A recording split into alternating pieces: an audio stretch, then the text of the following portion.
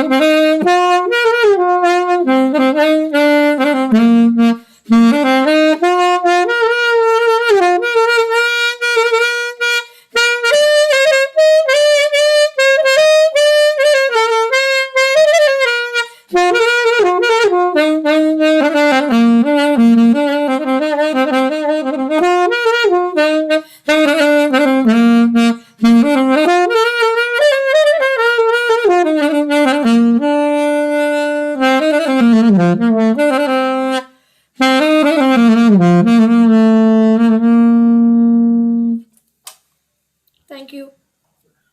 Thank you, Divashree, for this beautiful rendition. World Environment Day is a day of celebration. It is a day upon which, for over 40 years, the world over has advocated and acted for a healthy environment. From beach cleanups to mass tree planting to marches, individuals, communities, and governments have come out to stand shoulder to shoulder for our planet. This year, we cannot take to the beaches, forests, and streets. We must stay at home, keep our distance, and mark World Environment Day virtually. This is because we all stand in solidarity with those suffering from the global pandemic. We need to protect the sick, the poor, the vulnerable from the worst ravages of this disease. With these online celebrations are a tribute to human commitment and ingenuity. The fact that we have to do it this way means something is terribly wrong with the human stewardship of the earth. This virus is not bad luck or a one off event that nobody could see coming. It is an entirely predictable result of humanity's destruction of nature, which will cause far greater suffering if left unchecked. I now request Dr. Satish Gowda N., Associate Professor, University Law College and NSS Coordinator, Bangalore University, to deliver the welcome address and brief us all about today's program. Over to you, sir. Thank you, Malavika. Good morning, everyone. Respected dignitaries, today's chief guest, Dr. Shalini Rajneesh Madam, Honorable IAS Officer, Additional Chief Secretary, Department of Youth Empowerment and Sports, Government of Karnataka, and today's President of this conference, Professor Dr. K.R. Venugopal Sir, Honorable Vice Chancellor of Bangalore City, and today's chief guest, Professor Lingaraj Gandhi Sir, Vice Chancellor of Bangalore City University, Shri Khadri Narasimhaiah Sir, Regional Directorate, Government of India, Prataph Lingaiah Sir, State NSS Officer, and today Resource Person Chris Pohl, Vice Chairman of India Africa Trade Council, Dr. Aneesh P. Pillai, Faculty of Law, Moderator Shri Dr. Mukund Sir, Project Head, UNDP, and all statutory officers, syndicate members, members of academic councils, deans, chairpersons, principals, NSS program officers, members of teaching, distinguished invitees, and NSS volunteers from different parts of the country, members of media, and ladies and gentlemen. NSS State Cell, Department of Youth Empowerment, in partnership with the United Nations Environment Program, India, and in association with National Service Scheme, Bangalore University and Bangalore City University, take immense pleasure to welcome you all to this one-day international symposium on climate change. As we all know, World Environment Day is an annual event celebrated on June 5th to encourage environmental action and protection. The theme of this year's World Environment Day is ecosystem restoration.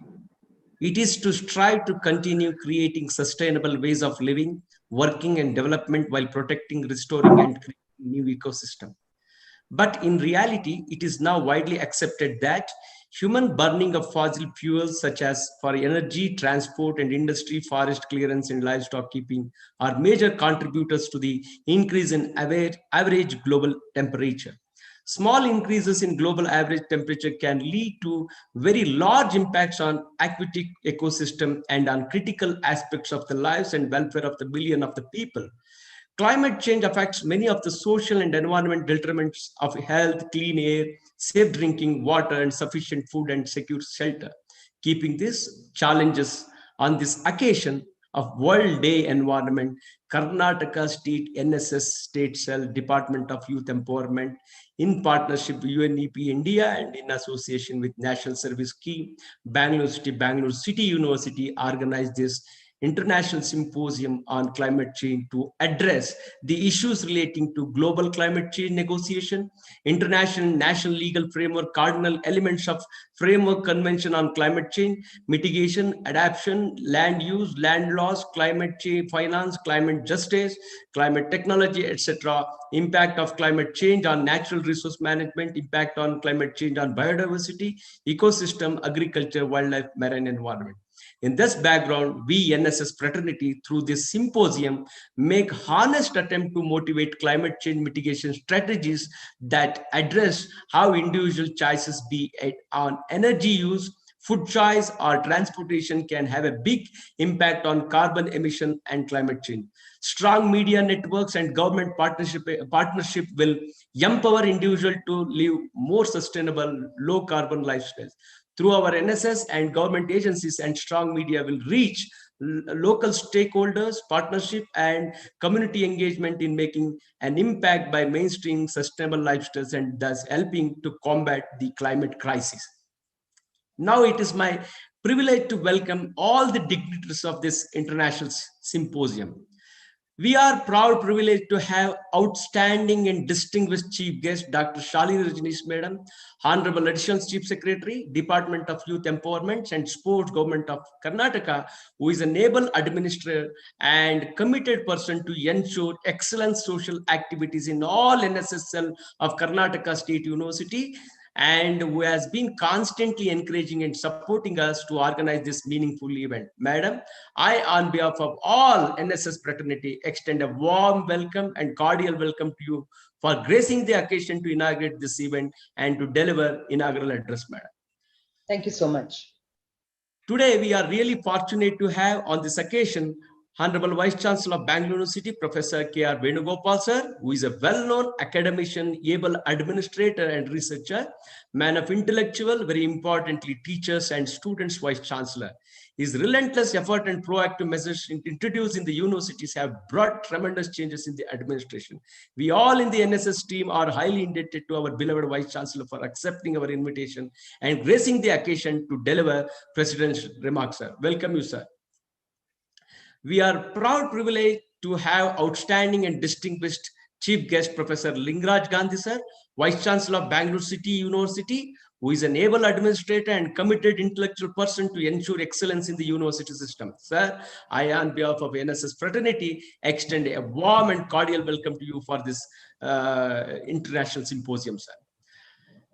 I also extend warm welcome to Shri Narasimhaiah, sir, Regional Directorate, NSS Karnataka Government of India, who has been instrumental and supportive in conducting series of events under the banner of NSS. Welcome you, sir. I also express my hearty welcome to our dynamic youth state NSS officer, Mr. Prataph Lingaiah, who is extending all help and cooperation in organizing this wonderful event. Today, sir, under the direction of Shalini Rajneesh Madam, distributing saplings to the recovered COVID patients to plant in Manda and nearby district with our Honorable Ministry of Youth Empowerment and Sports, Dr. Narayan Gowda, sir. We have distinguished speaker, Paul, Vice Chairman of India Africa Trade Council, Dr. Aneesh Pillai, Faculty of Law from Kerala, moderator, Dr. Mukund, sir, Project Head, UNDP. I, on behalf of all NSS fraternity, extend a warm and cordial welcome to you all for gracing the occasion. I welcome all statutory officers, syndicate members, members of academic council, deans, chairpersons, principals, members of teaching, distinguished invitees to this wonderful event. We have almost more than 10,000 participants across the country who have registered to attend this symposium. On behalf of NSS fraternity, extend a warm welcome to everyone. We have NSS coordinators, NSS officers, NSS volunteers from different parts of the country. I extend very warm welcome to all for their valuable presence on this occasion. I also welcome all the invitees, distinguished guests, all the representatives of print and media to this program. Jai Hind, Jai Karnataka. Thank you. Thank you, sir. It is now my honor to introduce the Additional Chief Secretary, Department of Youth Empowerment and Sports, Government of Karnataka, Dr. Shalini Rajneesh ma'am. Dr. Shalini Rajneesh ma'am joined the Indian Administrative Service in the year 1989 as a woman topper at the age of 22 years. She's a gold medalist in BA and MA Psychology from Punjab University. After joining service, she completed PhD in Rural Development from my university and MBA from La Trobe University, Australia. Considering her achievements and contributions to women empowerment, public administration, and also her passion for implementing the government schemes effectively for the welfare of women, the Karnataka State Women's University honored her with Doctorate of Literature. She has spent 13 books, 8 in English and 5 in Kannada, covering subjects like management, personality development, women empowerment, IAS coaching, etc. Besides, she regularly writes articles and gives lecture or interviews in TV, radio, and seminars to connect to people at large on issues of public interest. I now humbly request ma'am to inaugurate the program and deliver the inaugural address. Over to you, ma'am. Elrige Namaskara. Let me congratulate our Vice Chancellor, sir, Bangalore, our NSS coordinator, Dr. Satish Gowda, and all the people who have been instrumental for organizing this thought-provoking international webinar on climate change on this day when the entire world is reminded of the future that we are heading towards and what we can do for preventive action, for saving our life, quality, and prosperity. Climate action, climate change has been a topic of concern and discussion for long. I feel it's time to act. And if we look at global standards for action, I am reminded of always the United Nations Sustainable Development Goals. We have 4 very important Sustainable Development Goals of United Nations, which relate to climate action. Goal number 11 talks about sustainable cities and communities. Climate change has been a major concern with the spread of and growth of cities, actually unregulated and unplanned growth of cities, and communities who are made to live therein. Recent days of COVID pandemic have told us in so many words that it is the cities where this pandemic really, takes a huge, ugly space and creates such a disaster for people. And then it spreads to the rural areas also. The adage that no one is safe unless all of us are safe. So whether we are in rural area or in urban area, wherever we are, whether we are rich or poor, nothing will be, no one will be safe unless the whole global community is safe. And it can happen only when we have very sound principles of our lifestyle, our attitudes, our thinking, our planning. All those things have to be towards sustainable future of people and the planet. The SDG 12 talks about responsible consumption and production. Now we thought the climate is here for us, the environment is here for us, and we can go on consuming, be it water, be it air, be it anything, any other resource. And we go on over exploiting, and we know what the results are. So while producing also, we need to see that we produce in a way that is sustainable. We produce in a way that we don't add carbon prints. In fact, we should be able to reduce it. Therefore, it leads to the knowledge part of our bringing up. That is, we go for technologies which are conducive to the sustainability of environment, preservation of environment, and protection of environment. The 13th goal talks about climate action. What do we do? Now we are in a mess. What do we do next? In Karnataka, particularly, if I were to say, we are next to the Thar desertification area. We are having such a huge area which is under desert.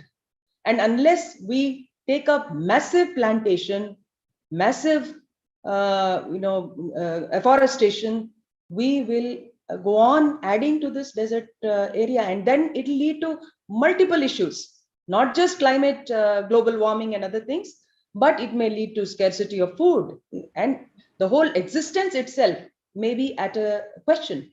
So we look at strategies, how we can prevent this thing. And that's what we are here in this webinar, trying to look at action-oriented strategies. How can we prevent this disaster from coming in? We are all intelligent people.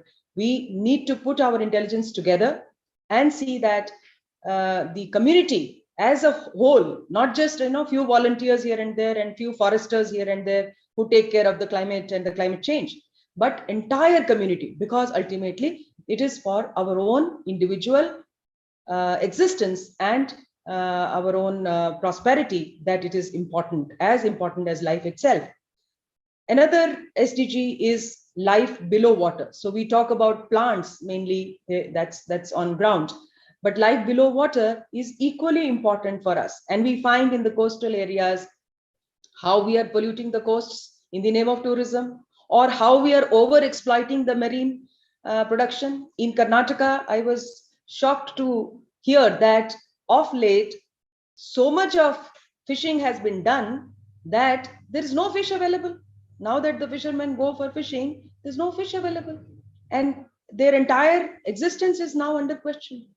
That is where responsible consumption is very important. We need to know where to draw the limits. Can I over exploit the resource, the natural resource which has been given by the universe to us? Can we go on exploiting without adding it back to it, restoring back or recycling it? That is again an important area where innovation, industry, innovation, afforestation, these are the strategies which can really help us. And I'm sure it is always the youth which leads any change, whether it is societal change or it is knowledge change. And universities being temples of knowledge, and the university teachers, faculties, and the students, they being the agents of change. We look forward to wonderful interactions today with the experts and coming up with concrete action plan. From the government side, I'll be more than happy to facilitate various contributions in cash or kind or resources that is required for us to put these action plans into reality. It can be the land where we want to plant. It can be the saplings that are needed to plant. It can be the other resources that are required to continue protection of those plants, and so on. One or two things which I think, as an individual, all of us need to bring in that change is about the environment concern, and to the extent possible in our own individual lifestyle, can we bring down the use of resources? For example, cycling. I think you would have all heard of how Denmark has promoted cycling. So even the richest man or woman is using bicycle. They are not encouraging fossil fuel based vehicles. So wherever it is possible, if the urban planning is done in such a way that your offices are within a limit where you can pedal out to your institutions, whether cycling could be a very good concern. So I personally, I do it every day, not of course to the office, because I can't manage it in a sari, but I would have loved to do it if it was otherwise allowed to go by the decor. Similarly, we are looking at the standardized modules for climate change prevention. So we've created, from the SDG side, we have created a handbook of do's and don'ts for especially for the younger community. So we've given it to the education department. I would share it with the higher education department also. Let it be a handbook which over next 10 years, it should become part of the new generation's way of thinking, way of acting, way of considering not just their own existence, but the existence of the planet as a whole. So we should stop living in this short-termist view. I think we've lived enough in that. We've lived today, we've lived tomorrow, but we need to look at what next. What's the future for me, for my future generations and the planet as a whole. So I think with these words, I once again thank you for giving me this opportunity. And I hope this is a beginning on thinking about doable activities. And I'm always here to support in whichever way I can help you. Thank you. Thank you, madam. Thank you so very much for your discourse. Thank you, ma'am. Thank you. It is Thank now you. my- Thank you. It is now my honor to introduce Professor Dr. Lingaraj Gandhi, sir, our chief guest. Sir is the Professor of English in the University of Mysore, holding substantive posts since 1987 and is engaged at university level teaching, research and administration for the past 39 years since 1983. Currently, Sir is serving as the Vice Chancellor of Bengaluru City University. He has also served as Registrar KSOU Mysore, Registrar University of Mysore and Registrar Evaluation Bengaluru Central University, Central College Campus, and Director of Planning, Monitoring and Evaluation Board, University of Mysore, and served as Director UGC Human Resource Development Center, formerly UGC Academic Staff College, University of Mysore for 4 years, and also as Director College Development Council, University of Mysore for 5 years. I now humbly request Sir to deliver the Chief Guest address. Over to you, Sir. Thank you, Madam, for your brief and meaningful introduction. Ellarigu namaskara. Good morning to one and all. Our respected Additional Chief Secretary, Madam Dr. Shalini Rajneesh, who inaugurated this one-day program on the celebration of World Environmental Day.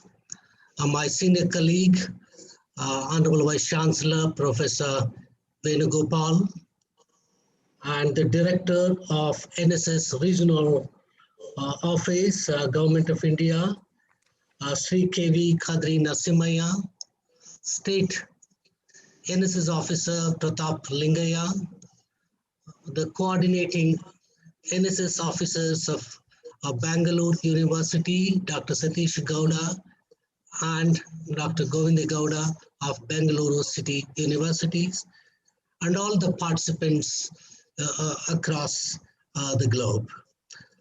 Let me at the very outset express my appreciation for NSS State Unit of Government of Karnataka for organizing this event on climate change in the context of 47th World Environmental Day being celebrated all over the world. As we know, the importance of world celebrating the Environmental Day began in 1974. United Nations declaring June 5th as the World Environmental Day.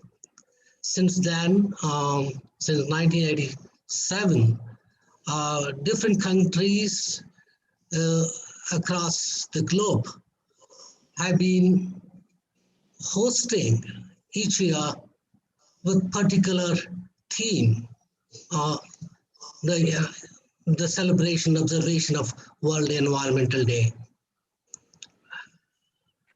And we all know how man-nature relationship is being badly affected. The environment being increasingly toxic, be it the food we eat, water we drink, air we breathe, or increasingly become matters of concern. At this dangerous situation, whether air pollution, water pollution, sound pollution, affecting every aspect of life globally,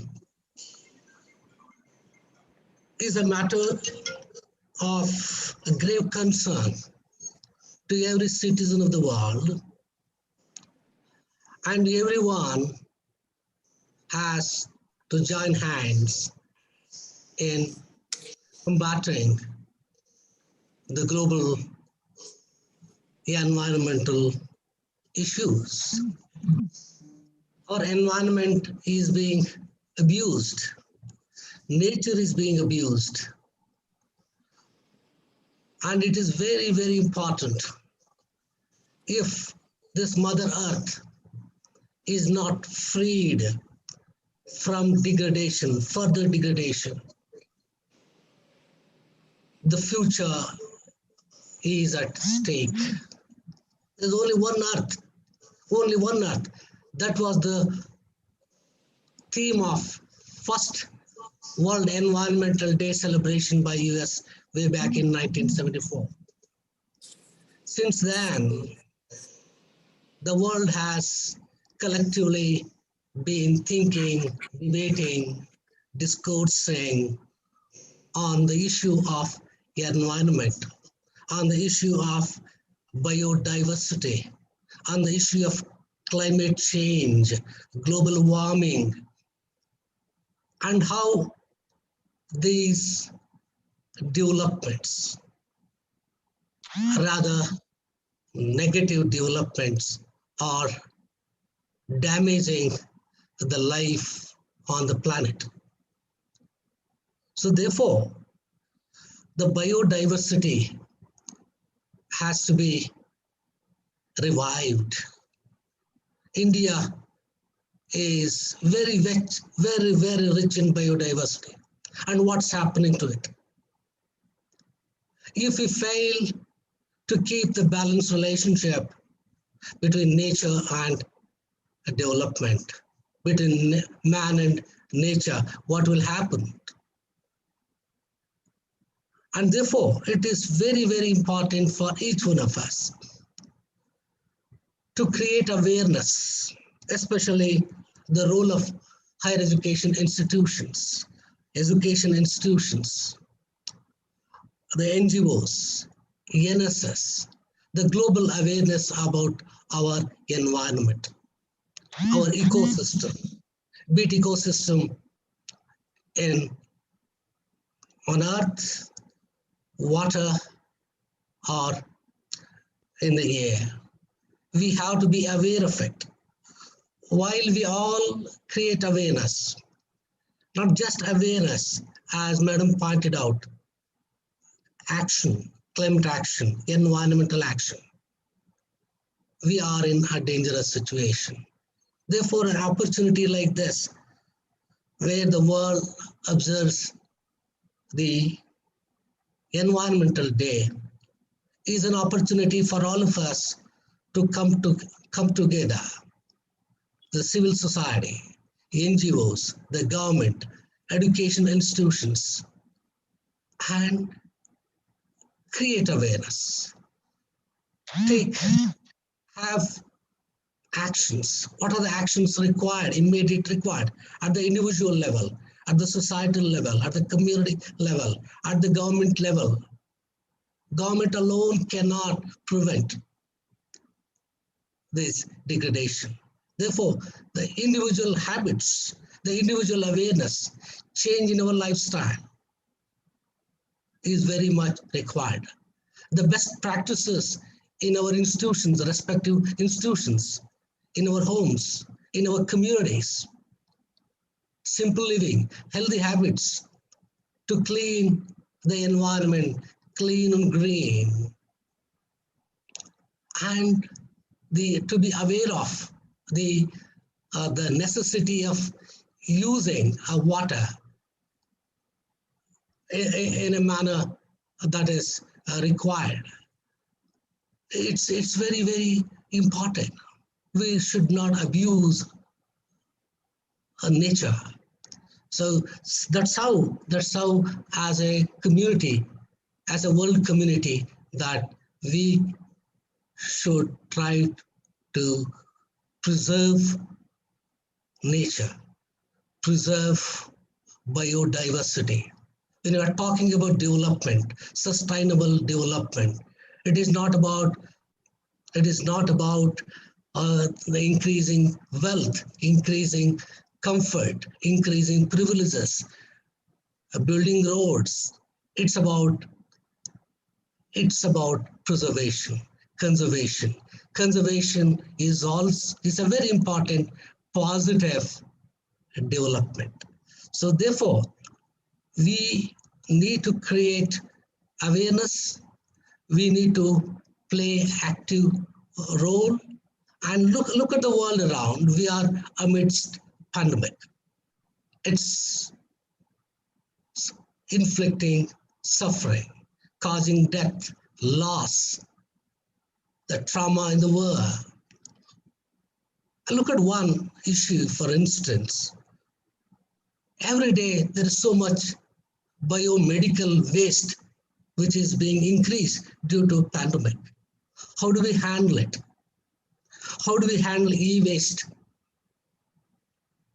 So how each one contribute individually, socially, and as part of the organization.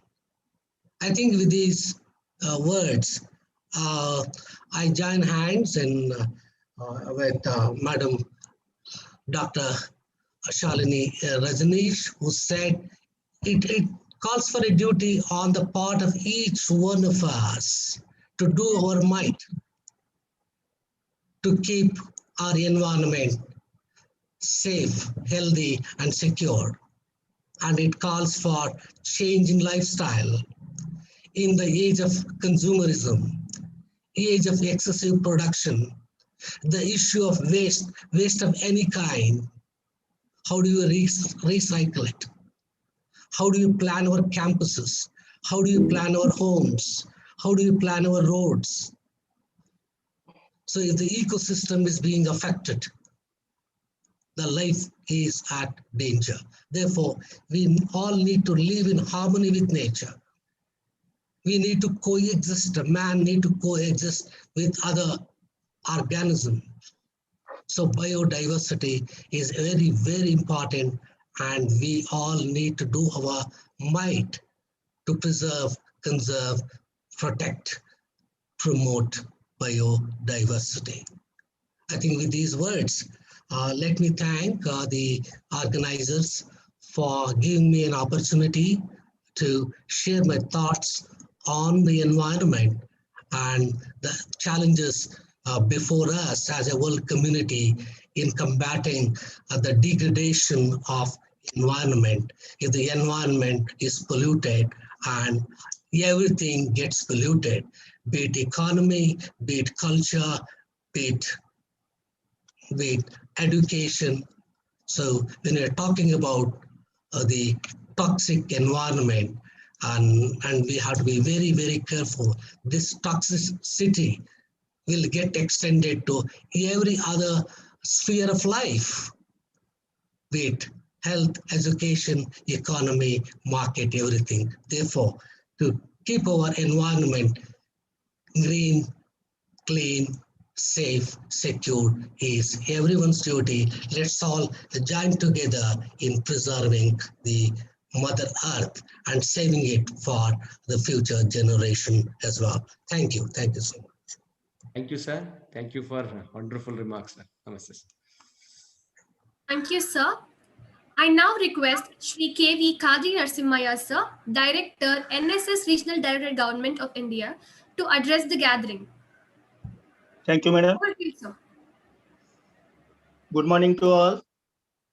Inaugurator of this symposium, respected Dr. Shalini Rajneesh, madam, Additional Chief Secretary, Government of Karnataka. President of this symposium, Shri Venugopal, sir, Honorable Vice Chancellor, Bangalore University. Shri Lingaraj Gandhi, sir, Honorable Vice Chancellor, Bangalore Central University. Pillai, sir, Mukund, sir, State NSS Officer, Prataph Lingaiah. Bangalore University Quota, Dr. Satish Gowda. Bangalore Central University Quota, Dr. Gowda, and other dignitaries. Today, we are celebrating 47th World Environmental Day. our Earth is presently facing a lot of environmental concerns like global warming, acid rain, air pollution, water pollution, depletion of ozone layer, climate change, and many more affects every human, animal, and every country on the planet. Over the last few decades, the degradation of our environment has gone up an alarming rate. In the name of development, our actions have been not in favor of protecting the environment. So that we have seen natural disasters like floods, earthquakes, tsunami, and cyclone. Climate change is the change in the environmental condition of the earth due to many internal and external factors. Today, the climate change has become a global concern because of power plants, transportation, industries, deforestation, use of fertilizers, oil drilling, and mining. For these reasons,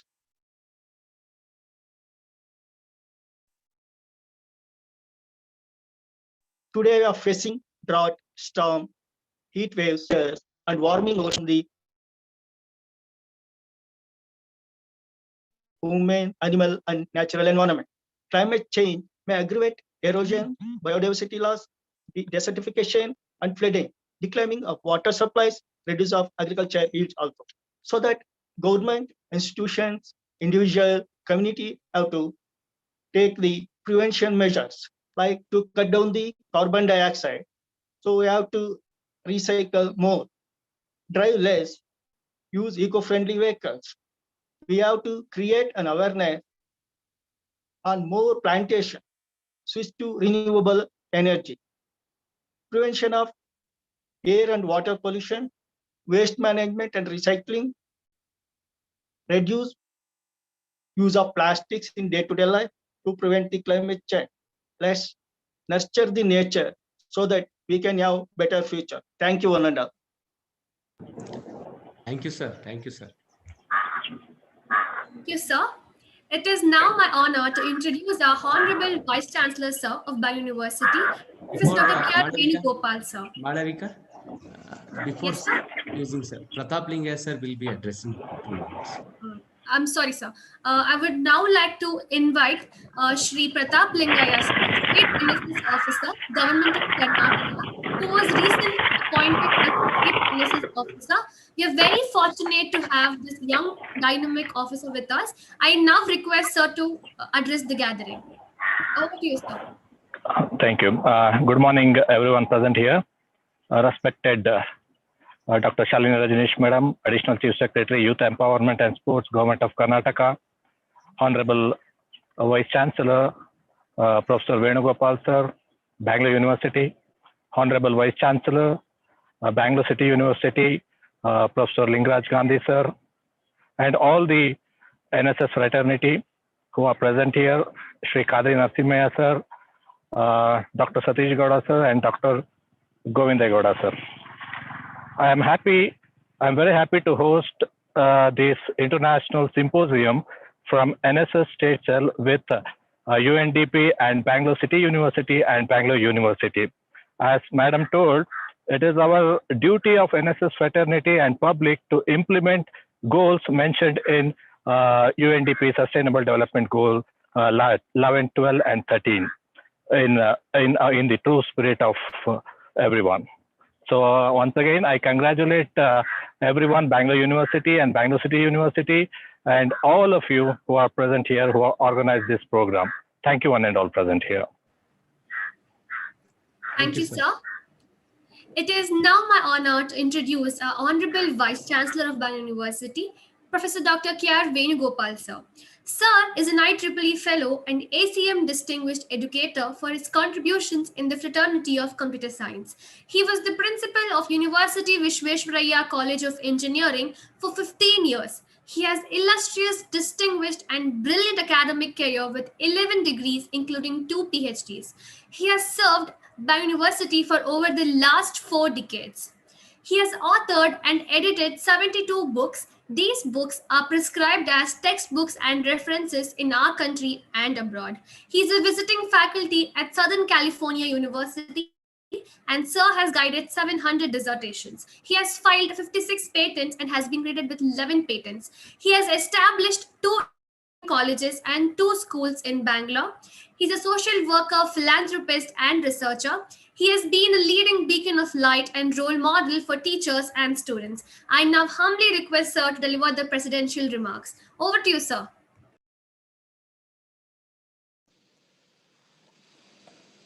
Thank you, Alaivika, for your brief introduction. I'm very happy to participate in this World Environment Day with a theme, Ecosystem Preservation. I just now heard Srimati Shalini Rajneesh, Additional Chief Secretary, Government of Karnataka, Professor Lingaraj Gandhi, Vice Chancellor, Bangalore City University, the NLSS Director of the State, Khadri Narasimhaiah, the NSS Unit State Unit Coordinator, Prataph Lingaiah, and the organizers of this program, coordinators, Professor Satish Gowda and Professor Gowda, and the coordinator of this program, Mukund. It is really very heartening to see that so much of awareness has been created among the various organizations in order to highlight the degradation of this humankind and earth. It is the 47th World Environment Day, which we are celebrating.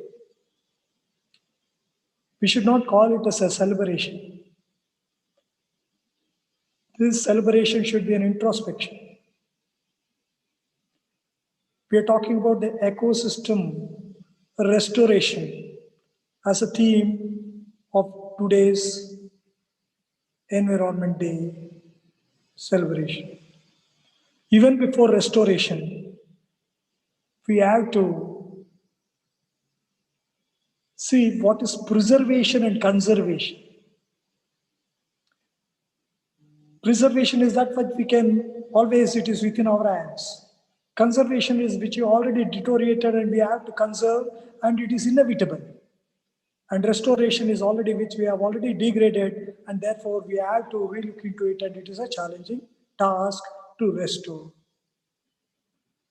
Whether it is our forests, whether it is our rivers, whether it is our sand, minerals, mountains,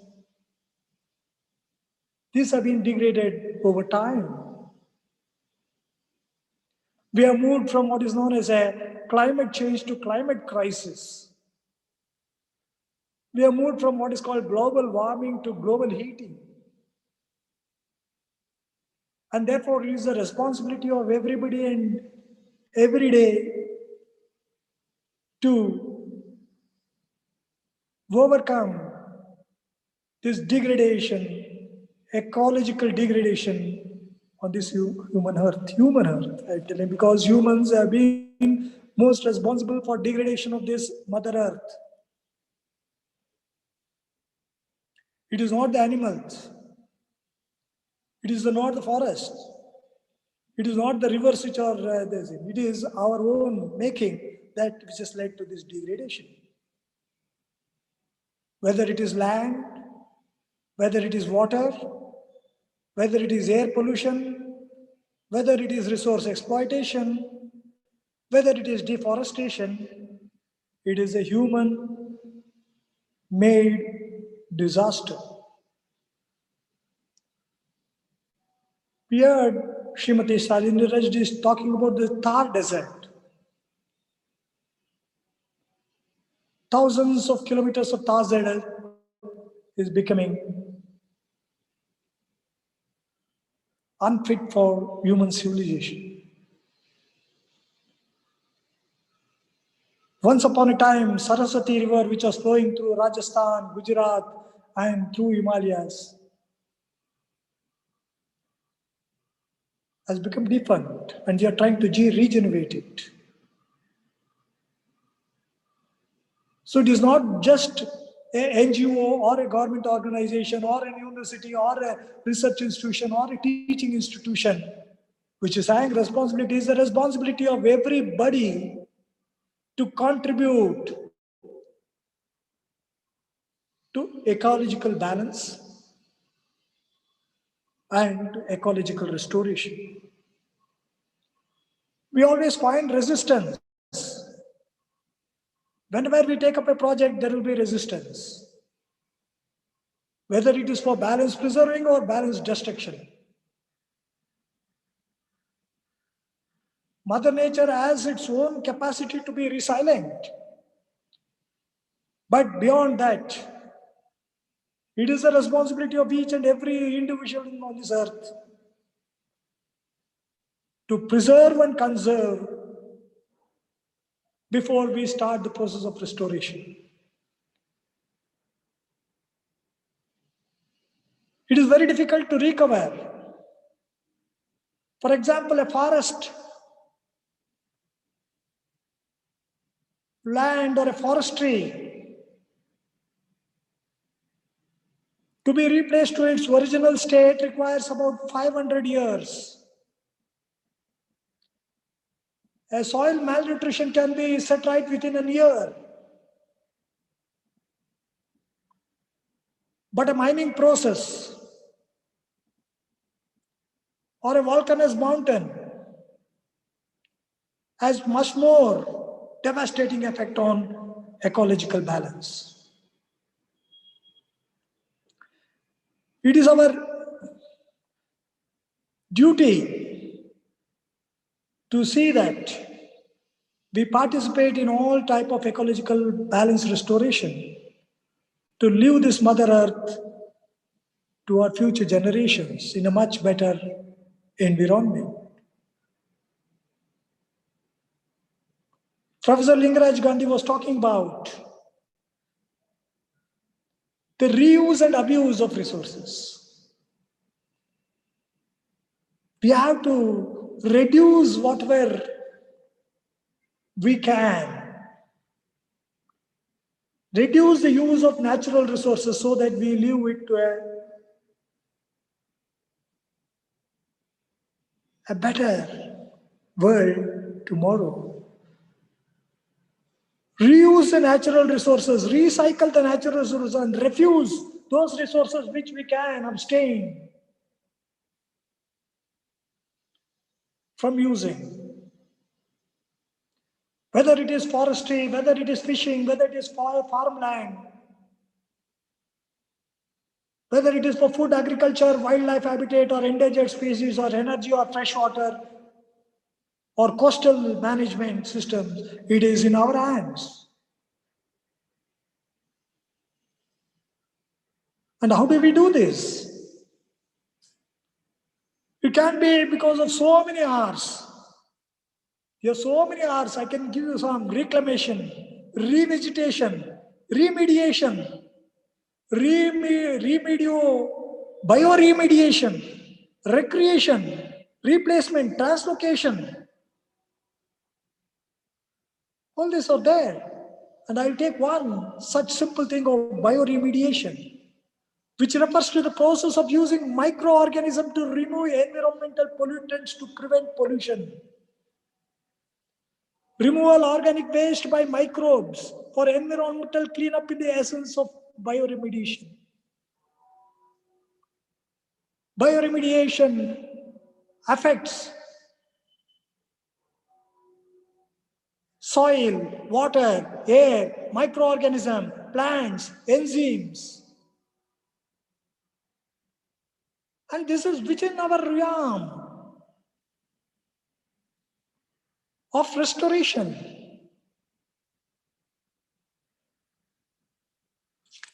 We have seen so many projects that have been undertaken by the government of India. Like Gir Forest in Gujarat, Tiger Management Project, Chilka Lake in Odisha, Mango Grove, which is £2 billion, $2 billion project in Andhra Pradesh, Ganga project, Yamuna project, Ganga project and Nirmal Bharat Abhiyan. But how fast can we implement all this? It is not just over a year or over 5 years or 10 years. It takes a long time.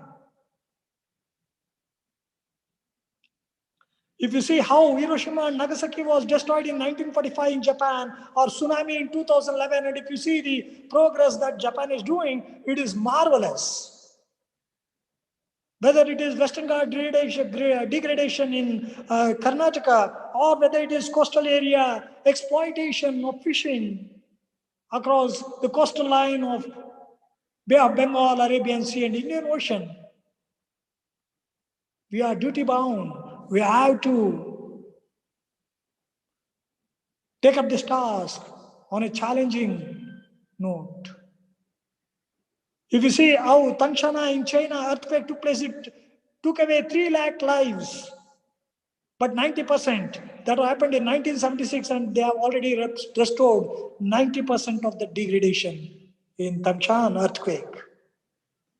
Even if it is earthquake of Pakistan 205, where it took away the lives of 2 lakh people, they have been able to do. They have to be able to restore the degradation. Whether it is the overexploitation of fishes, marine, or whether it is water pollution or air pollution, or whether it is a sea level rise or a carbon footprint, or whether it is a ozone depletion or a tropical cyclone. It is the concentrated efforts of both the government, NGOs, and every individual who is born on this earth to take up the cause of restoration, eco-restoration, so that this Mother Earth is preserved and it stays there for a longer time, which is 460 years, 460 crore years old. And the human being came only in the last 0.01% of its lifespan, and it has been able to, degrade this earth to such an extent that it requires restoration. I thank the organization, UNDP, and thank the NSS coordinating units of Bangalore City Unity and Bangalore City University and Bangalore University under the leadership of Govinda Gowda and Satish Gowda and Prataph Lingaiah and Khadri Narasimhaiah, and under the able leadership of our Additional Chief Secretary, Srimati Shalini Rajneesh, to take up this program, a wonderful program indeed, and I wish you all the best. Thank you for giving me an opportunity to make this validated address, or it is called a presidential address, and sum up all those people who have spoken before me. Thank you, one and all. Thank you, sir. Thanks for your wonderful. Thank you, sir. I now request Dr. Govinda Gowda HG, sir, Coordinator, NSS Cell, Bangalore City University, to render the vote of thanks. Over to you, sir. Thank you. Good afternoon, everyone. We all know that Earth is our mother. In spite of our desire to harm our mother, she always loved us forever. Happy World Environment Day to everyone present here. A very good afternoon to one and all. On behalf of Karnataka State NSSL, Government of Karnataka, UNDP, in association with Bengaluru and Bengaluru City University, it gives me immense pleasure to thank our esteemed Dr. Shalini Rajneesh Madam, Additional Chief Secretary, Department of Youth Empowerment and Sports, Government of Karnataka.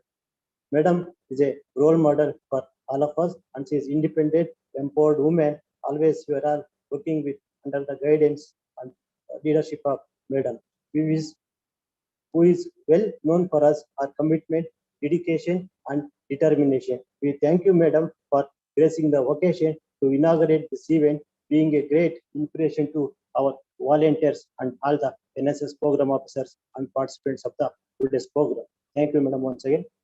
Also, I would like to thank today's chief guest, our beloved Vice Chancellor, Sir, Professor Lingaraj Gandhi, Sir, Bangalore City University, who never say anyone to no for conduct this kind of activities and to encourage all the activities, also to encourage NSS program officers and volunteers. Sir is a humble person and who is able to administrator and committed intellectual person to ensure excellence in academic and today's present situation of environment.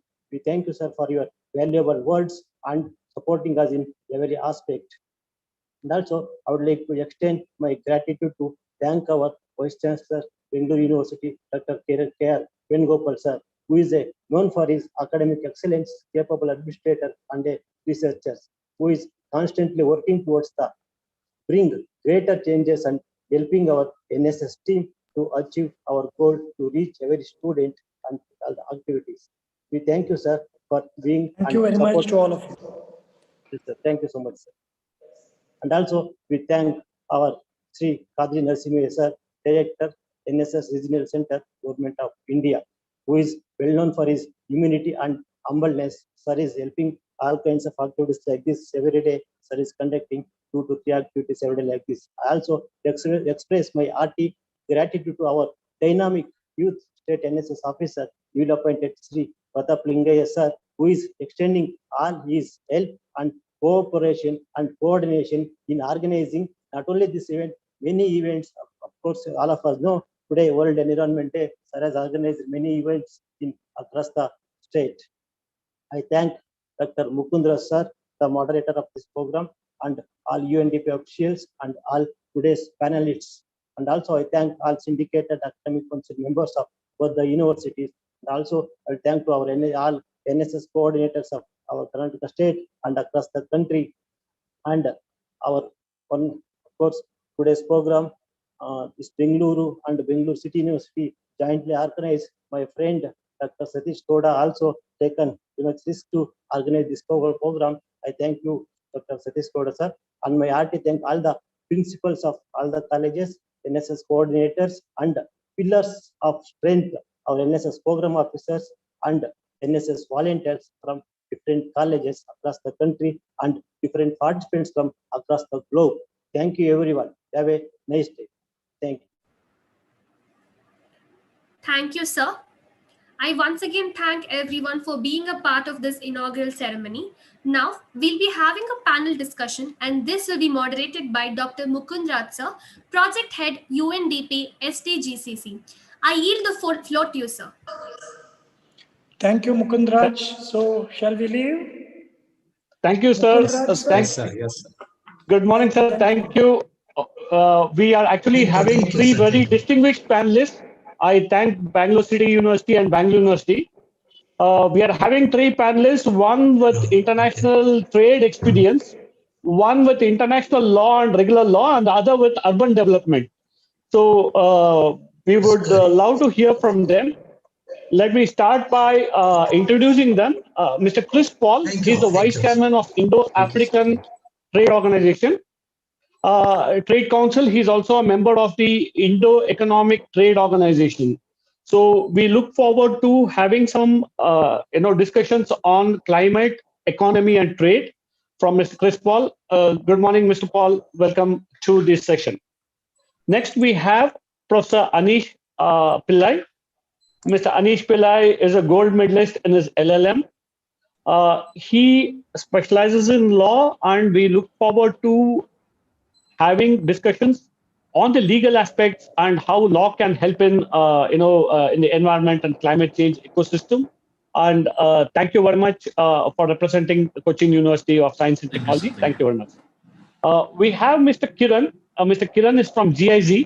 GIZ has been actively involved with various national and international organizations, and he heads the SDG component of the sustainable and smart city angle of it in terms of sustainable development.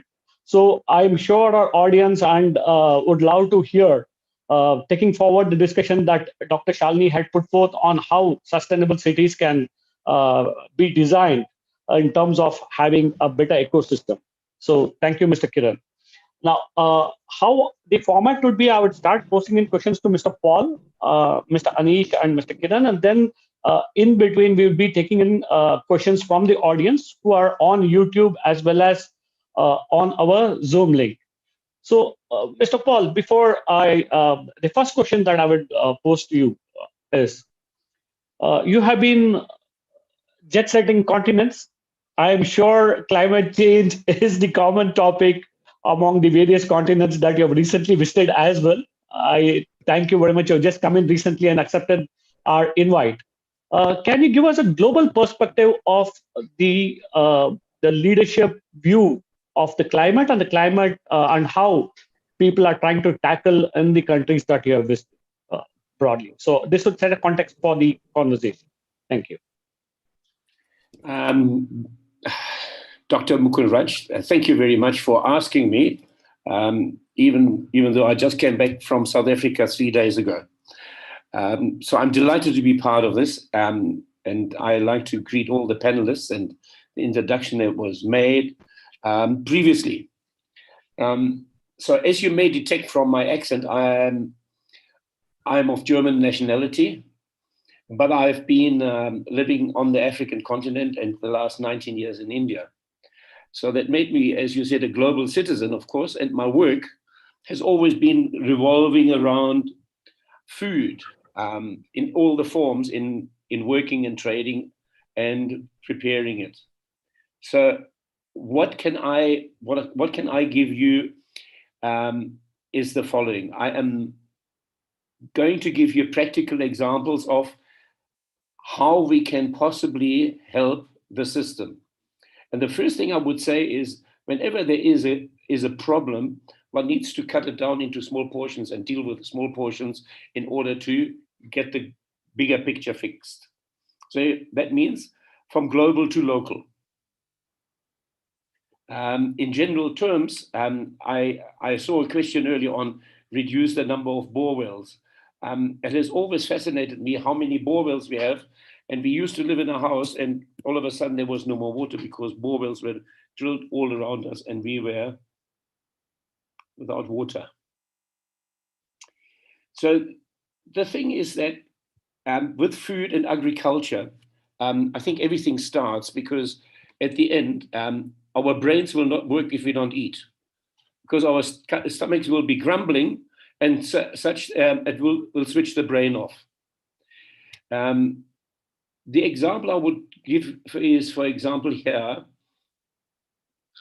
the single crop solution is not a sustainable solution because we're taking too much from the soil without regenerating, and then we would have to add in chemicals in order to boost the productivity. So multi-crop solution need to be enhanced. The other thing is that I think, particularly in the India context, we should look back at the traditional way of farming with multi-crops in whatever form is possible.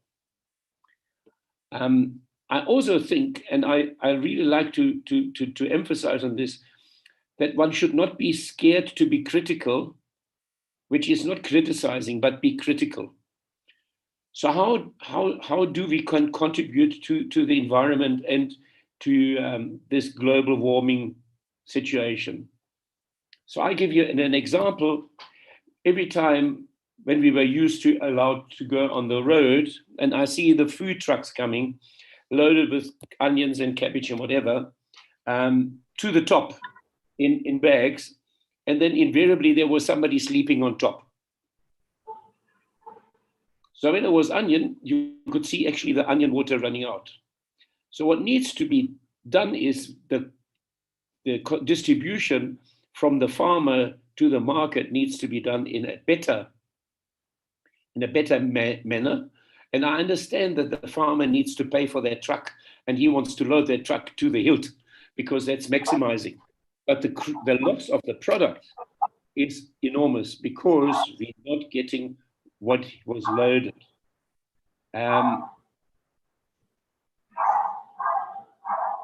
Farmers on strike in Delhi, which is understandable.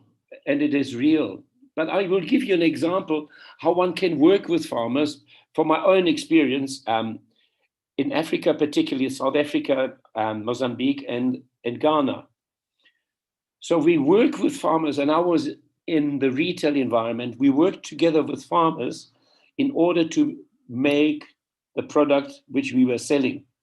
And our mantra was at the time, we will not have anything to sell if they don't give us any product that we can sell. And in turn, the farmers couldn't sell anything unless we were selling it. So it was a combined effort between responsible retailers and farmers. And it did cut out the middleman who added no value to this. So that the farmer could earn a decent living, we could make a decent margin, and we were all making money. And to make money, in other words, making profit is not a dirty word, because we need to have profit in order to do all the nice things which we're doing now with our CSR. The other example I can give you, when I was trading in food commodities, and it was happening in the Ivory Coast, there was a shortage in the late 90s of passion fruit. So we, together with a fruit juice producer, got a group of farmers together to start growing passion fruit. The passion fruit then was given to the fruit juice producer, made into a concentrate, from which I took over in a frozen format, sent it to Amsterdam into the warehouse there, and from there it went into the juice manufacturing business. Now, what does it tell is we need to look at things that make the way shorter, where the farmer gets a decent price, where the farmer gets good yield on his crop, and he can be there in business every day. Now, with putting all this in place in the various aspects is not really rocket science. It just needs the will and the want to do it. And we're all part of it. And it's not only that we must remember World Environment Day today, it's every day. It's with us every day. Go global to local. Go away from single crop farming. Do make the distance between producer and consumer the shortest, with market benefits to one and all. Because if we have all the benefits, we will help our earth. Thank you so much. Thank you, Mr. Pohl. In fact, we have been receiving quite some queries on our chat and YouTube. In continuation of this, Dr. Aneesh, I'm posing a question from one of our audience, which is also my question as well. It sort of coincides. Now, a question has come in that people, especially the student community at large and citizens, are quite unaware broadly of the effects of pollution on climate. Broadly, we are all ignorant of it. Now, what role do you think, because you're a faculty, so I'm posing this to you, as a faculty, how do you think we can create, how do you think we can bring the students under the ambit, and how can we sensitize students? This will be my first question. I'll come back to the rest when I come back to you again on the next part. Thank you, sir. Thank you, sir. So good afternoon, all of you. It's a proud privilege to be part of this august audience. So let me straight away go to the question. See, we need to sensitize our younger generation right from their school time onwards. Now, one thing we have to remember, whatever we will learn, whatever information we will receive during our younger age, that is childhood, that will be with us till our last breath. So if the government can make a mechanism or take some measures to introduce an environmental education in the lower classes, especially from 5th standard onwards, I can tell you this problem can be easily resolved. So from 5th standard onwards, our government should think about introducing at least 2 or 3 lectures in schools If that be the case, some of them can very well explain how pollutions are happening, what are the impact of our environment, and how that pollutions can be avoided, and what role as a student or as a citizen the individuals can play. So in that way, if government can take a measure to introduce a small course, maybe 3-4 hours course or a 1 week crash course sort of in school curriculum, that will be a wonderful thing. And I think that will be needed. It's a need of the hour. Thank you, Dr. Aneesh. I would also like to extend some information that UNDP, the SDGCC cell of Karnataka, is coordinating with various schools, academic organizations to create an academic network where we would invite the students, for example, plantation of trees through NSS. I think the NSS coordinators can help us out. Going back to Kiran, Mr. Kiran, a question to you is, urban cities, I know curriculum of urban planning is with the engineering students or architecture students. That's one fact. Now, in the cities, you are into sustainability. How do you advise us as citizens to view at smart cities or sustainable cities in general? How can we make it more environment friendly? Yeah, thanks, Dr. Mukund, and hello to all the fellow participants and the panelists. Yeah, this is a question that I often hear, Dr. Mukund. I mean, what's the solution for cities which are really unplannedly growing and there is a massive demand for the resources, the consumption, etc. So statistically, it is proven that nearly 80% of all the energy that we consume is done in the cities, and roughly about 75% of the GHG emissions come from cities again. And the insatiable appetite for more resources for the city would only make it going forward much worse, because the cities are really urbanizing.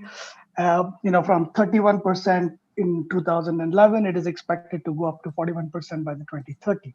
Now, in terms of what solutions we can find, integrated planning seems to be the option, where there is a sort of a mutual recognition on the ecosystem services, bringing in the various aspects of ecosystems into the planning process itself. Very often we see, Bangalore is a classic example where we've often seen the lakes are getting converted into urban land. There is no due recognition on the ecosystem services that these ecosystems are providing for the larger good. Yeah, so one way to do is to have an integrated planning. The spatial planning aspects itself. The second is, of course, there are issues where we talk about innovations.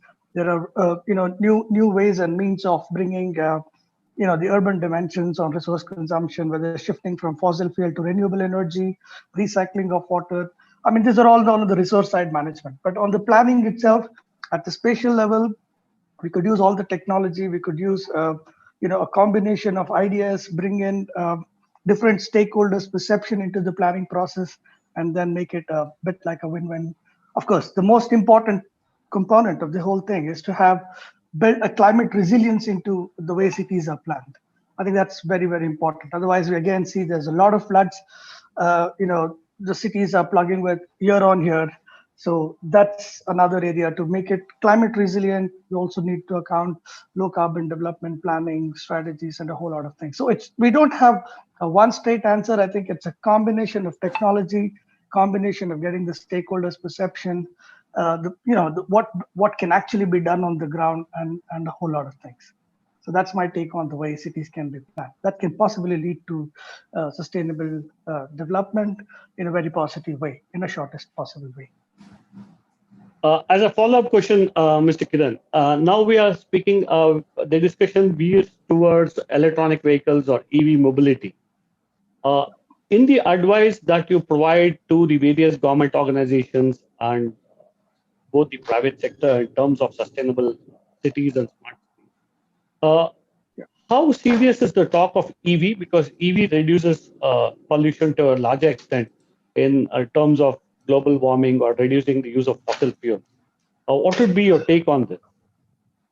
Yeah, if you actually break down the GHG emission itself, you see that just about 7% of the GHG emission is coming from the transport sector, bulk of which is mostly from the energy, the energy that is produced for residential and industrial consumption, which accounts to about roughly 49 to 50%. While 7%, if that's an issue that we seem to be plugging as a point of critical importance, certainly one way to do is to sort of incentivize, for the promotion of electric vehicles, which I think the government is already doing in many ways in many states, where I think they just about 1% road tax for EV-based vehicles, as compared to the fossil fuel. I think it's about 12% or 15% in Karnataka is the highest, from what I understand. So there are states charging from anywhere between 4 to 15%, and for electric vehicle, it's just about 1%. But globally, yes, there is this fourth generation technology being pushed in a big way. So there is hope that, we will be able to bring down pollution cost from transportation mostly. I mean, you would all have come across example of Delhi, where they had this odd day, even day, the odd number, even number on a given day. But how far it was effective in bringing down the pollution has been a subject of debates, discussions, which we hear time after time. But having said that, as a long-term solution, certainly EV seems to be something of an area of an area that needs to be given a closer look. Yeah, especially for mass transit, like the way we have with metros, and we're also pushing the same for two-wheelers and four-wheelers. And then we need to create enough incentives so that the market really picks it up, and then they're able to come up with new variants and better efficiency, better technology, and so on and so forth. But in India, I think we are still a little far behind as compared to what's happening in Europe and North America. Thank you, Mr. Kiran. We have a question on the difference between global warming and climate change. Before I move on to Dr. Aneesh, I would broadly like to clarify that. Global warming specifically refers to the temperature increase, the global temperature increase due to greenhouse effect. Climate change, actually the global warming is a subset of climate change. Climate change is more in the long term, which we are witnessing due to global warming. So climate change, global warming is a part of climate change and also encompasses various other effects from the environment that is creating a long-term change in the climate. Having said that, Dr. Aneesh, generally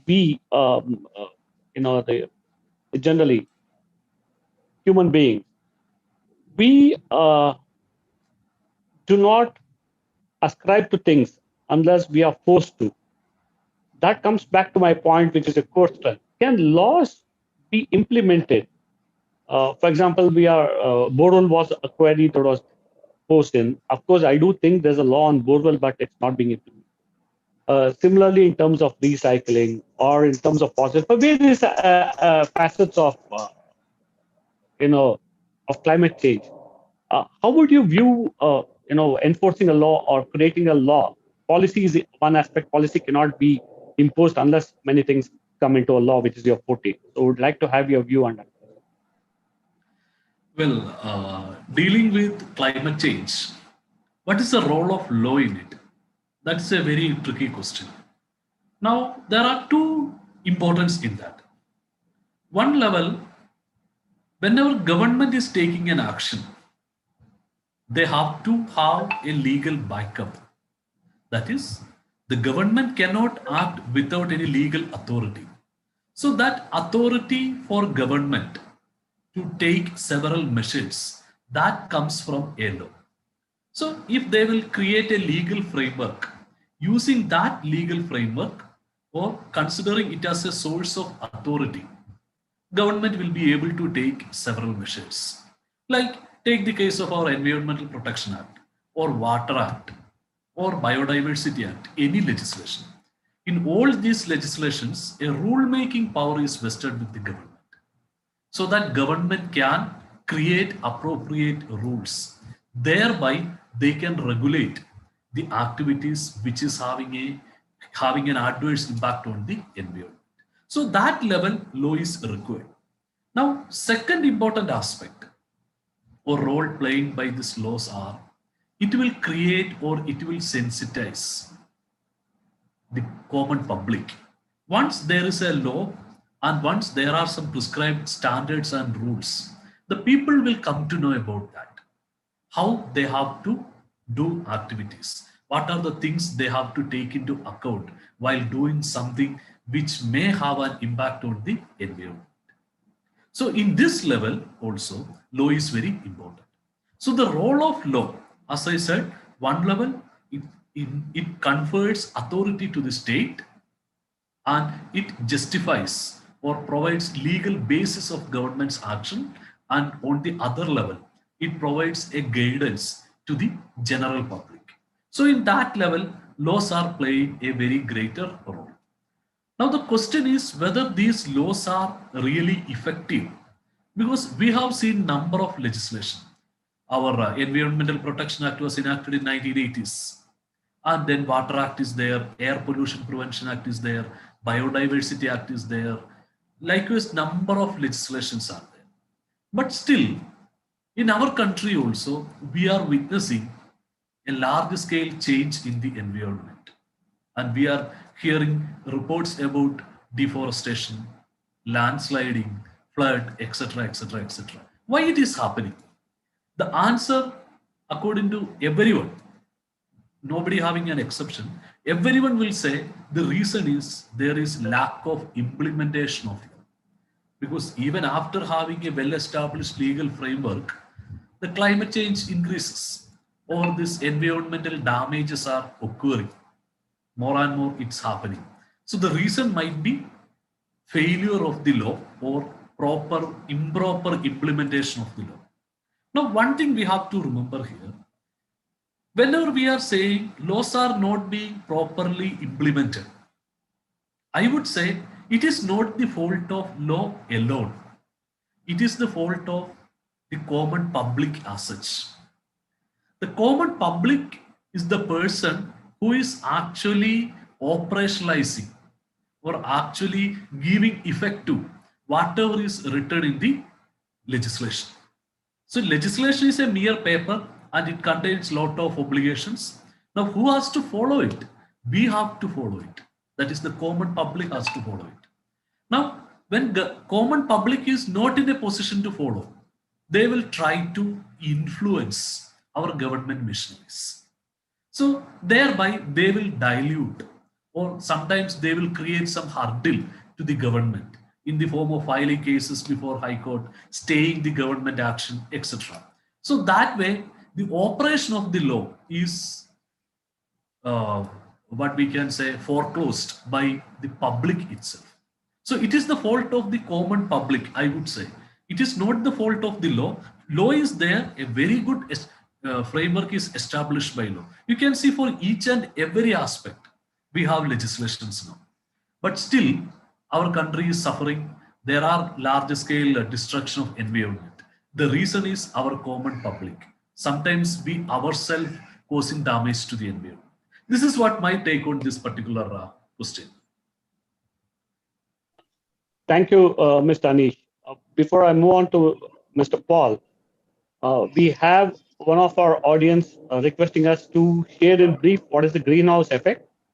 So the brief response to a greenhouse effect would be that when the sun's rays are trapped by the gases in the atmosphere to keep the earth warm, this is called a greenhouse effect. Mr. Chris Pohl, I'm sure in your discussions on various discussions, the queries become incomplete, especially with you, when people do not post about organic farming as agriculture specialist. So a similar question has come in on organic farming and the negative effects of the current pesticides that are being used in agriculture globally. Mr. Pohl. Thank you.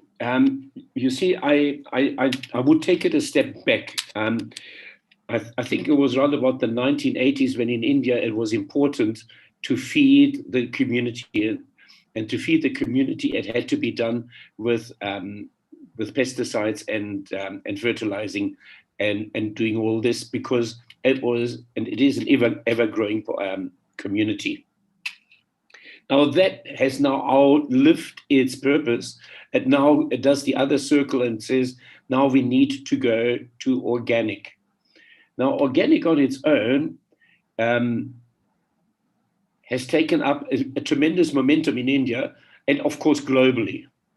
But as I was saying earlier on, if you go to the traditional farming, and particularly the traditional farming of multi-crops in the farms, by virtue of this, you make it already organic, because you would not, and in the past we have not used artificial fertilizers in order to grow crops.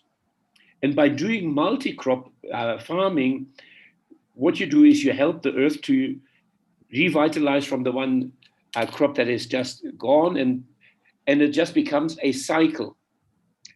And for that to happen, it becomes by default organic.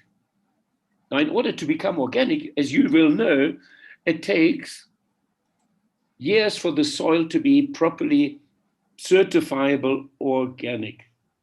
And that on its own is a process, and therefore you also have to have a consumer that's happy to pay a higher price compared to other products which are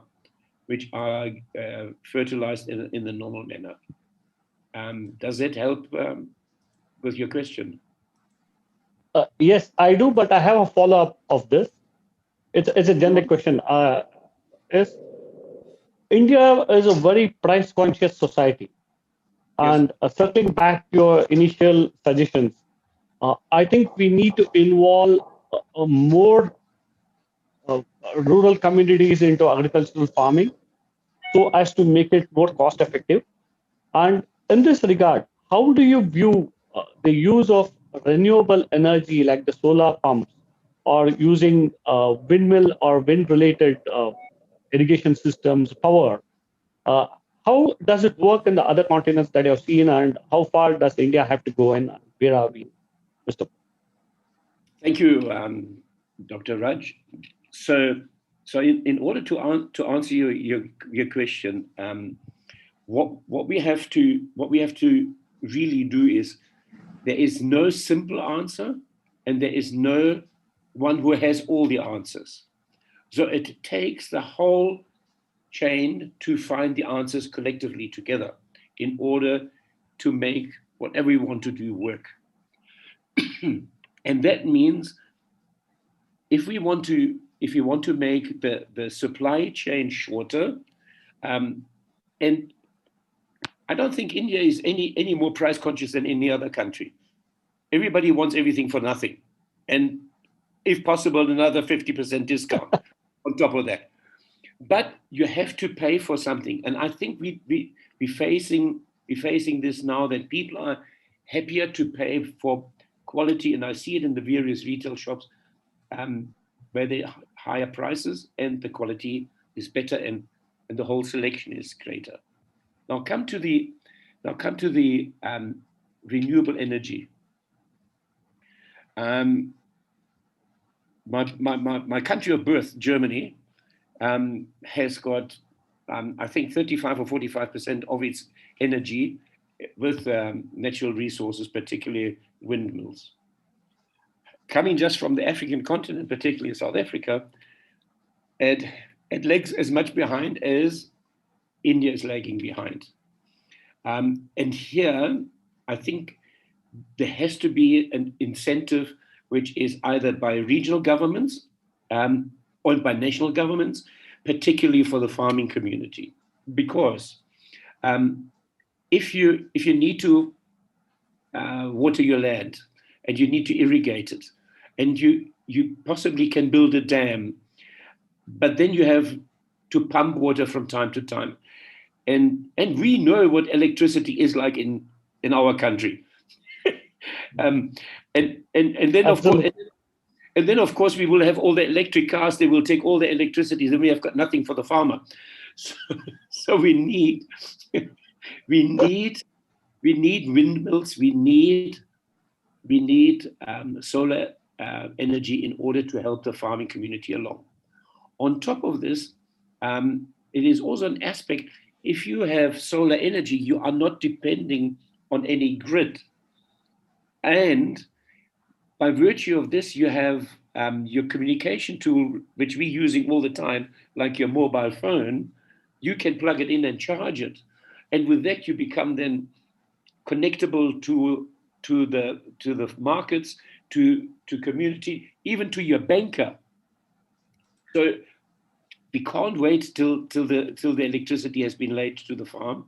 It has to be done, and the sooner the better. And particularly where you have got lots of wind, put windmills up, put windmill farms up. Yes, of course, there's a side effect. There is the sound the windmills make when you close by. That's a fact. But if you don't have those kind of help for the farmers, it's going to be a long uphill struggle. Thank you. Just answering one of the queries. Electric vehicles are comparatively higher than petrol. What is the main reason, and why can't government provide some subsidies? My answer would be that government is already providing subsidies. EV is a very relatively new technology compared to the other fossil fuel vehicles. So mass production and leveling of prices on the long tail will take a few years to actually come in.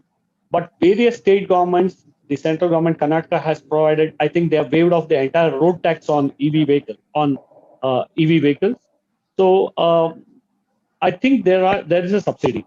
My next question would be to Mr. Kiran. This is a query posed by one of our audience.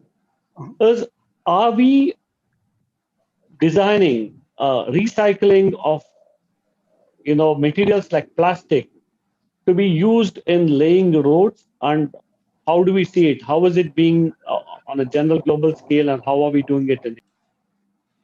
Sure, thanks. Yeah, to answer your question, as I said before, there is a massive demand for petrol-based resources. I mean, one of which is also the plastic, which is derived from that.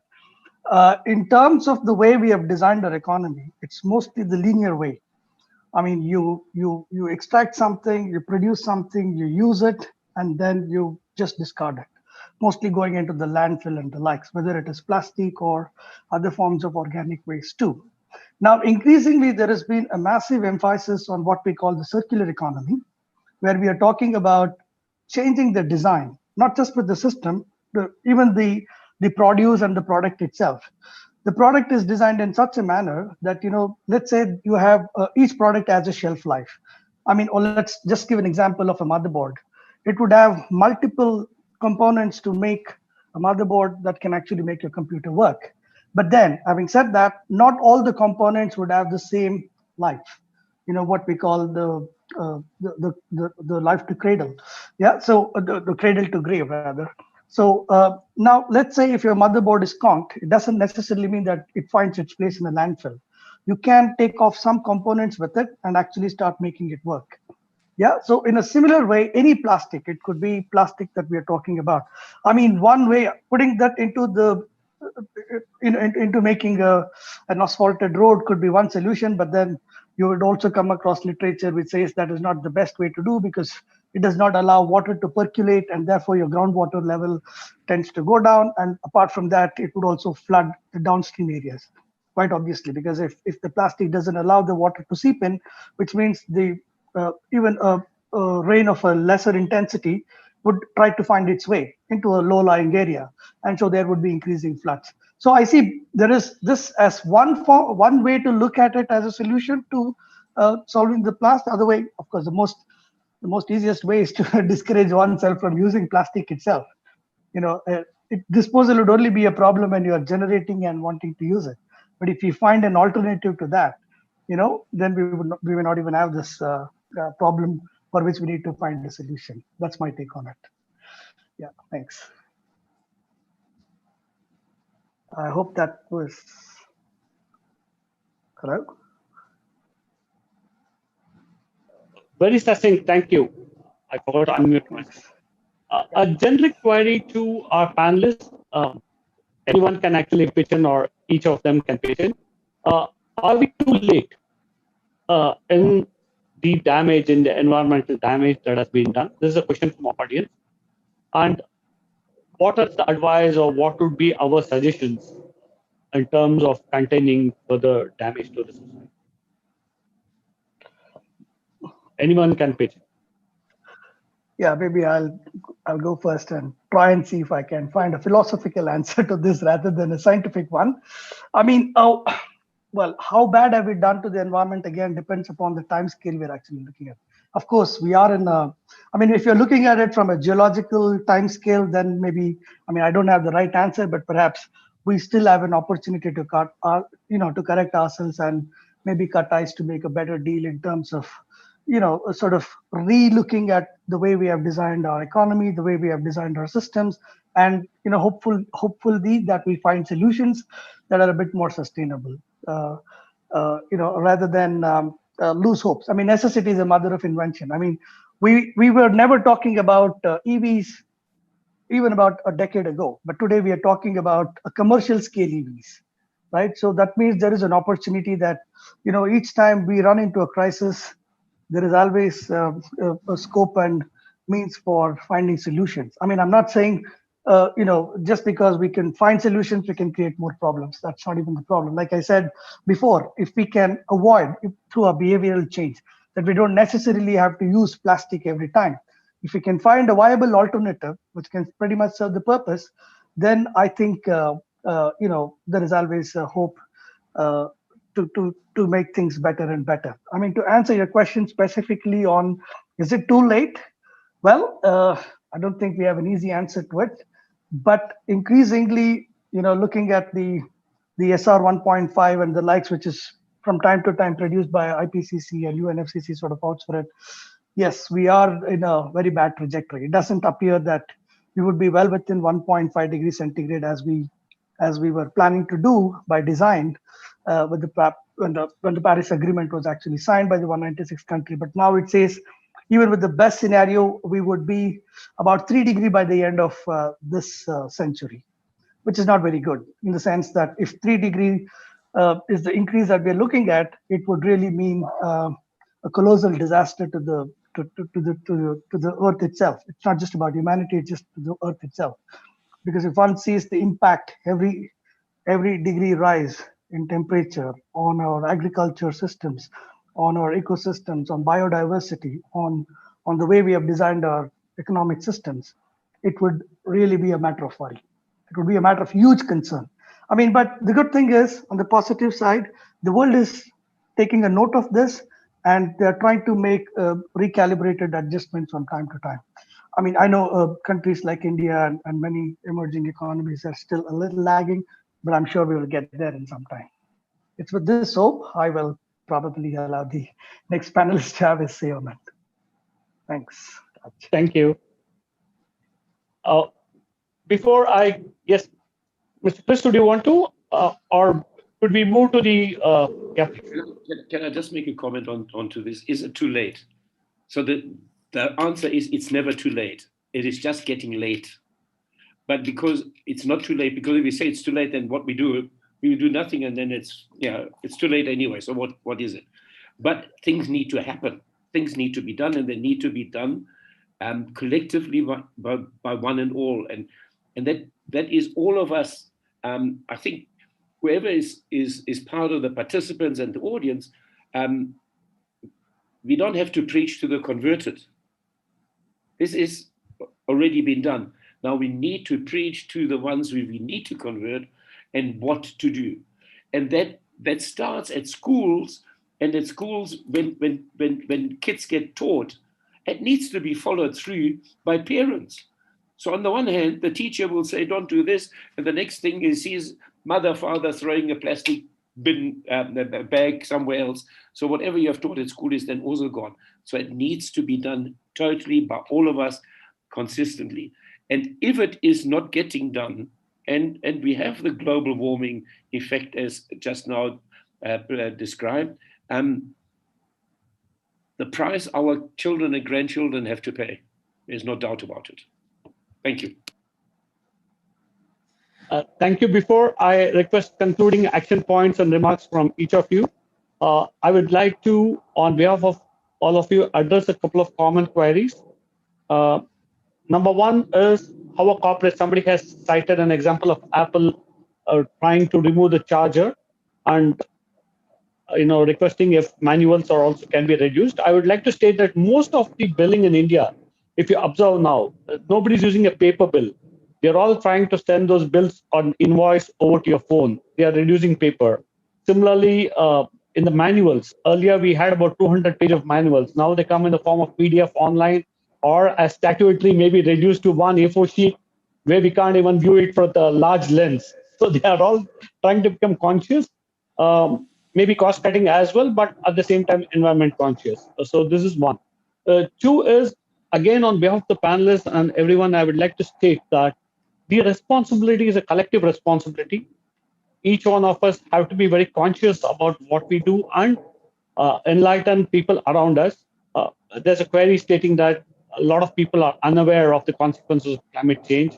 I am sure they are. We are piling electronic equipment after electronic. What was a luxury earlier is a necessity now. A car was a luxury, now it's a necessity, and so forth. We can keep talking about it. I think someday we'll circle back. Karnataka, the SDG index, the Sustainable Development Index was ranked. Among that, one of the key features that has been there, a negative one, of course, the use of fossil fuel is the highest in Karnataka, one of the highest in Karnataka.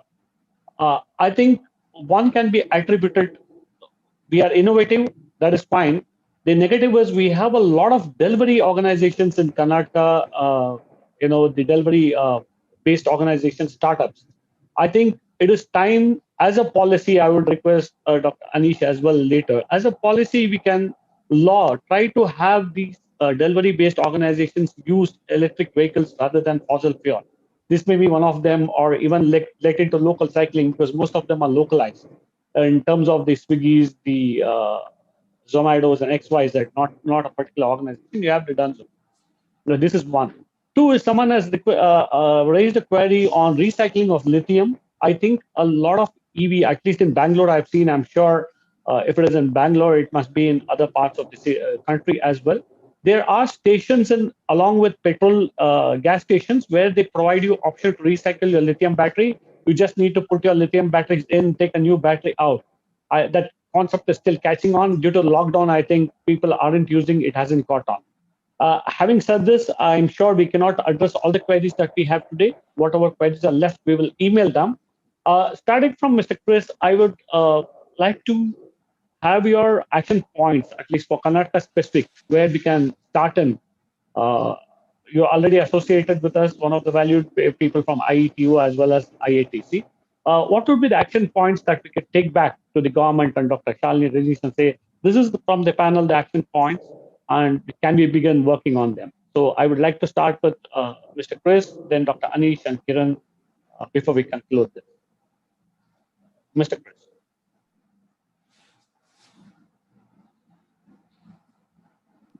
Sorry, getting old. I forgot to unmute myself.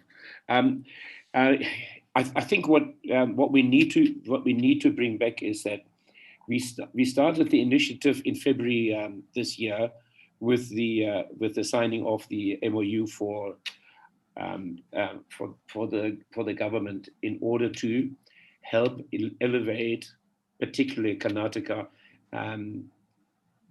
within the 17 points into the third or fourth position, where Karnataka is currently 6th.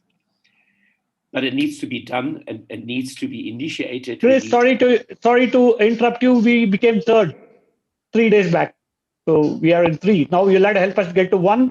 Dr. Aneesh is our competitor from Kerala, because Kerala is always number 1 on a lighter side. This is just an update. Thank you for the update. But it still comes back to it. You didn't get from number 4 to number 3 if it wasn't done, if it wasn't attended to, because it will not happen on its own. And if Karnataka, the state which I call my home, can be the leading state in the country, and if I can contribute towards that, I would be delighted and I would be happy for that to happen. Now, can I just answer a question here which came from Kanchan? And my question is, can you give a glitch on home planting, like how we can protect the plants in home planting? So I currently, my wife and I, we live on the 15th floor in a block of flats. And we have on our home planting, we have tomatoes, we have lettuce, we have beans, we have moringa, we have got basil, we have got spring onions. You can do all this by planting at home. And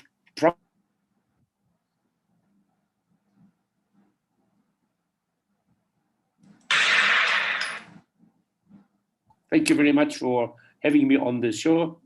And I hope we meet up again soon, Dr. Raj. Thank you. Thank you. Dr. Aneesh, your closing points and points from. Thank you, sir. So let me take one simple thing, what we need to do.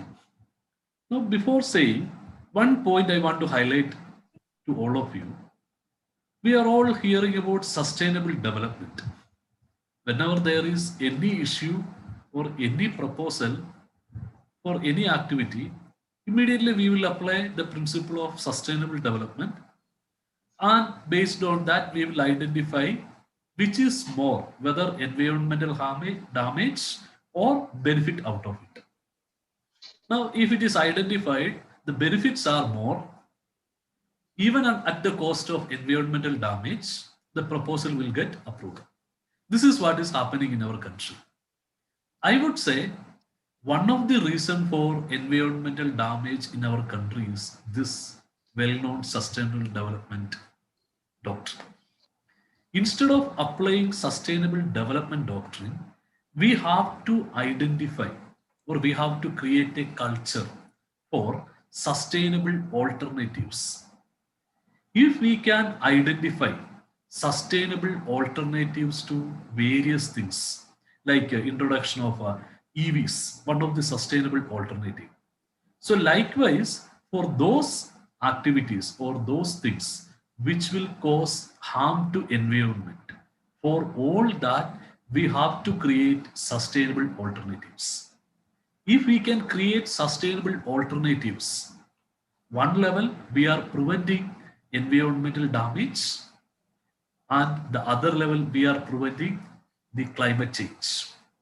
So what is required? The government has to focus now creating sustainable alternative to everything. I haven't seen government has taken any serious initiatives to develop sustainable alternatives, because we all know what are the various activities, what are the various products which causes environmental harm, damage, and ultimately lead to climate change. Why can't the government and civil society, especially NGOs, try to find out sustainable alternatives? Just example is like plastic carry bags. Now everybody know plastic carry bags are something bad, it will have an impact on the environment. Why can't we think about developing an alternative to it which is eco-friendly? Now, if the government and civil society can identify sustainable alternatives, I think to a great extent we can save our environment. And along with that, one more thing is required. We have to compromise with our comfort. The civil society has to compromise with our comfort. What I am saying is, let's take a simple example. When we are purchasing a vehicle or when we are beautifying our land, we will cut and remove all the trees there. We never think about environmental damage in such a situation. Now, even cutting and removing of one tree having an impact on the environment.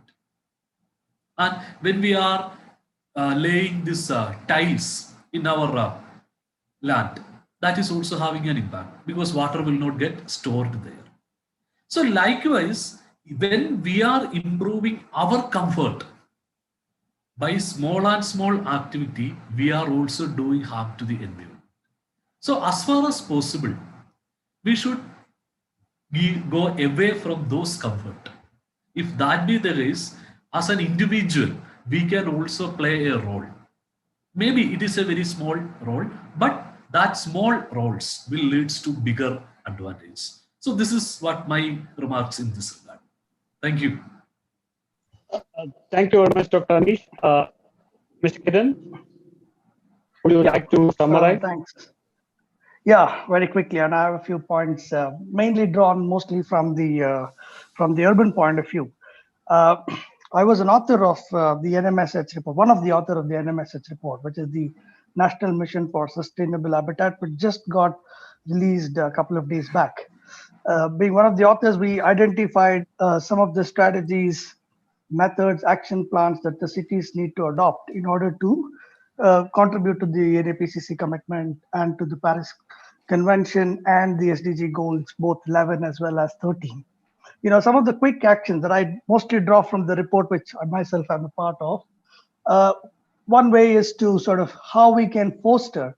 I mean, if the Karnataka government in its planning, in its program, in its mission strategies, they already internalize SDG goals and targets in the planning and process. That itself makes it a lot more easy, so that you could already better design your, your target audience.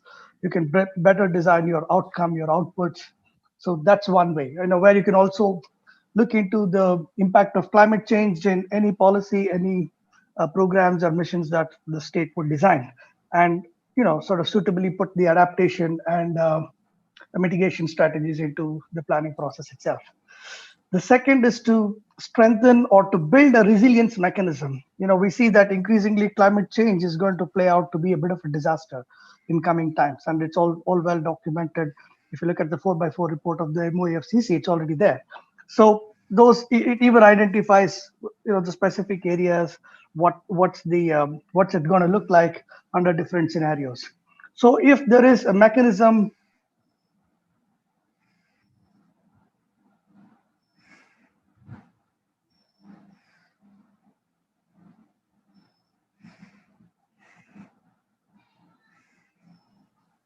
I think we lost Kiran due to some bad network. Before I hand it over to Dr. Satish, I would like to thank Shobha, my colleague, for patiently summarizing all the questions that has come in from both the Zoom as well as the YouTube. Thank you, Shobha. We would like to also reiterate our working relationship with the NSS. Dr. Satish, who represents the NSS, we have been coordinating, and we are working with NSS on various levels of engagement, not only limiting to climate change. This also includes in terms of gender equality. And with relate to climate change, I think we will be working with them, collaborating from the Sustainable Development Coordination Center, because NSS has the strength to reach to the rural population. I think a few queries have come in about rural India and rural Karnataka. So we would be working closely. Thank you, Dr. Satish, the entire NSS fraternity, Bangalore City University and Bangalore University, for this wonderful opportunity to work with UNDP. Thank you very much.